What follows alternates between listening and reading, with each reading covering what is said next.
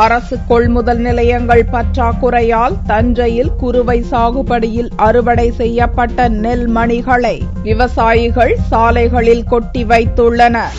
காவிரி ஆற்றிலிருந்து கடந்த ஆண்டு தமிழகத்திற்கு தண்ணீர் திறக்காத நிலையில் டெல்டா மாவட்டங்களில் குறுவை சாகுபடி பாதிக்கப்பட்டது. இருப்பினும் தஞ்சை விவசாயிகள் மின் மோட்டாரை பயன்படுத்தி குறுவை சாகுபடி செய்தனர். தற்போது பட்டுக்கோட்டை, திருப்பனந்தாள், ஒரத்தநாடு ஆகிய பகுதிகளில் குறுவை சாகுபடியின் அறுவடை தீவிரமாக நடந்து வருகிறது. இங்கு போதுமான அளவு அரசின் நெல் கொள்முதல் நிலையங்கள் திறக்கப்படாததால் அறுவடை செய்யப்பட்ட நெல்லை விவசாயிகள் சாலைகளில் கொட்டி வைத்துள்ளனர். 3 முதல் 4 நாட்களாக சாலைகளில் நெல் கொட்டி வைத்து பாதுகாத்து வருவதாகவும், தனியார் வியாபாரிகள் குறைந்த விலைக்கு நெல்லை கேட்பதாகவும் விவசாயிகள் வருத்தம் தெரிவித்தனர். போர்ல கரண்ட் தட்டுப்பாடு, ரெண்டாவது நெல் அறுத்து அறுவடை முடிஞ்சு ரோட்டில் வேணா போட்டுருக்கோம். டிபிசி திறந்துதான் நல்லா இருக்கும். மெயின் ரோட்டில் ஒட்டி கிடக்கு. ஆனால் வியாபாரிகள் எல்லாம் ரொம்ப அடிமாட்டி விலைக்கு கேட்டுக்கிட்டு இருக்காங்க.